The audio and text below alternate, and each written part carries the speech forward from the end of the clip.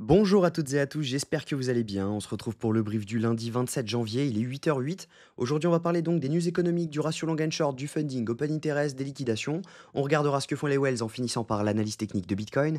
Mais avant ça, on va regarder donc ce qui s'est passé ces derniers temps. Je suis désolé, j'étais absent la dernière semaine. J'ai pu bien profiter avec des amis au ski. Ça m'a permis de bien me relaxer, de repartir sur de bonnes bases pour 2025. Et clairement, bah, maintenant, on est là pour tout casser jusqu'à juin. Donc il y aura pas de vacances avant juin, peut-être des week-ends et cetera, mais voilà, normalement on va tout, défoncer jusqu'à juin. Donc là, j'espère que vous allez être présents. Je vous invite à rejoindre également le Discord qui est 100 gratuit. N'hésitez pas à le rejoindre, tout simplement, je donne tous mes calls dessus. Vous avez également accès à la formation qui est 100 gratuite dessus, et on peut discuter directement ensemble et vous pouvez discuter avec plus de 1 500 personnes. Donc si jamais, vous voulez donner des avis ou avoir des avis sur des cryptos, voilà, n'hésitez pas. Par contre, ne posez pas de questions, bêtes sur lesquelles vous pouvez avoir des réponses en 2 minutes sur internet parce que ça, vous y risquez de vous faire incendier parce que la plupart des gens, dans ce Discord ne sont pas des feignants et le montrent bien en ne répondant pas aux questions, toutes bêtes, sur lesquelles vous pouvez avoir une réponse en 3 minutes avec ChatGPT ou internet. Donc voilà. Alors on commence. On a eu, ce trade qui est passé, parfaitement, c'était la semaine dernière, donc le 20 janvier. On a eu ce trade qui était vraiment juste exceptionnel. C'était un retour sur la zone ETE et un retest de la trendline, donc plutôt intéressant. Moi, je suis rentré donc directement sur cet order block en H4 et c'était plutôt intéressant parce que ça a donné un RR de 5. C'était même un trade surprise parce que, il est venu me chercher dans la nuit et il a TP dans la matinée, donc j'avais même oublié que j'avais posé ce trade. Donc vraiment intéressant. Donc si jamais on regarde au niveau, donc de la chart actuellement, bah, on est tout simplement dans un range. C'est ce que je vous avais dit, il y avait de fortes chances de venir liquider au-dessus, de venir liquider en dessous et logiquement, ce qu'on devait faire, c'était donc quand on était juste ici, c'est ce que je vous avais dit, on avait de grandes chances donc de liquider sous cette zone pour derrière pouvoir reliquider au-dessus de cette zone, mais derrière ça nous donnerait donc un mouvement haussier. Si on regarde la clôture est pas très belle, hein, ça aurait été beaucoup mieux de liquider, de clôturer au-dessus. Maintenant, est-ce qu'en daily, on a clôturé? Bon, on va regarder d'abord en H12.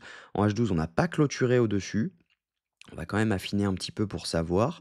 Est-ce qu'on a clôturé? Non, on n'a pas clôturé au-dessus. Si jamais on regarde en daily, je ne pense pas non plus.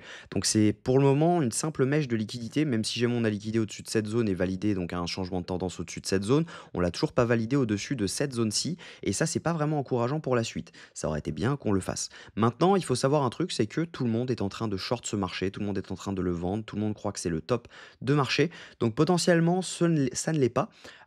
Et il faut savoir quelque chose, c'est que ben voilà, on avait cette trendline juste ici. On a la zone OTE à prendre de tout le mouvement qu'on n'a jamais pris, donc sur ce mouvement-ci. Donc potentiellement, on peut retracer de 61,8% ce mouvement pour venir chercher donc la zone OTE qui se trouve autour des 97 000 dollars. On a également une grosse prise de liquidité à faire sous cette mèche juste ici. Si jamais je zoome un petit peu, vous la verrez. Voilà, donc on a cette mèche-là. On a également un order block à venir chercher donc juste ici, qui se trouve donc dans cette zone-ci.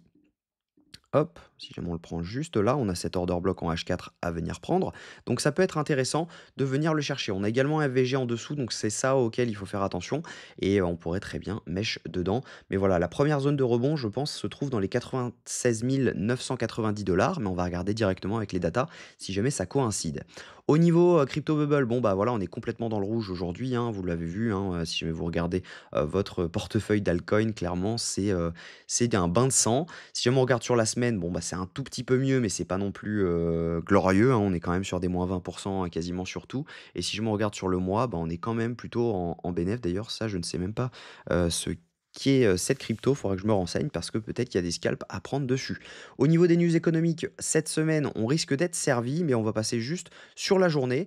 Donc aujourd'hui, on va avoir pas grand-chose. On a un discours de Lagarde dans 57 minutes, donc à 9h. On va avoir également, la vente de logements neufs à 16h aux États-Unis, mais on n'aura pas grand-chose d'autre. Au niveau, des funding open interest, on a beaucoup de shorts qui sont en train de s'ouvrir comme je vous le disais. On voit donc tout simplement l'open interest monter avec des fundings qui descendent, donc ça veut dire que juste ici, il y a pas mal de shorts qui sont en train de s'accumuler, donc par conséquent, on a pas mal de stop loss qui sont en train de s'accumuler ici. On voit qu'on avait même un triple equal high et donc ce qui veut dire que tous les SL sont potentiellement ici.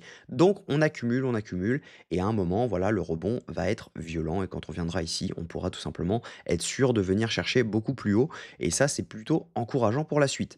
Au niveau des liquidations, donc ce qu'on voit, c'est que sur 2 semaines, on a énormément de liquidations en dessous. Maintenant, il y en a beaucoup qui sont plus d'actualité forcément parce que c'est des personnes qui sont rentrées ici.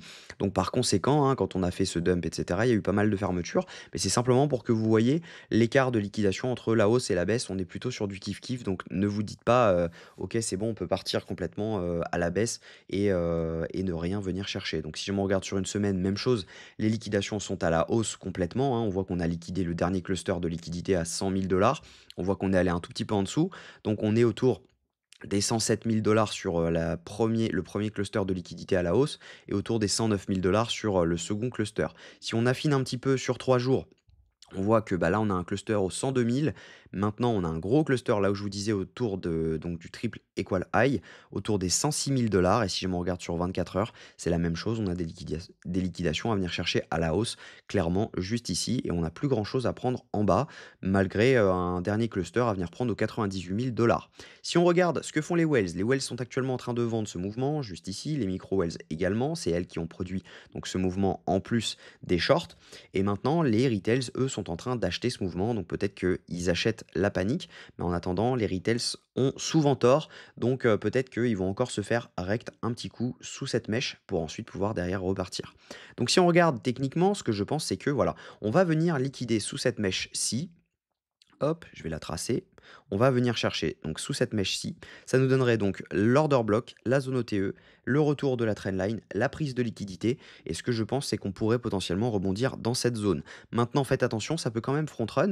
Mais ce que je pense, c'est que voilà, on peut s'attendre à un mouvement comme ceci, sur lequel on fait quelque chose comme ça. Et derrière, on repart sous forme d'ATH. Donc voilà, minimum, je pense qu'on viendra chercher cette zone-ci. Donc à mon avis, on va faire 96 000 $ à 105, 106 000 $.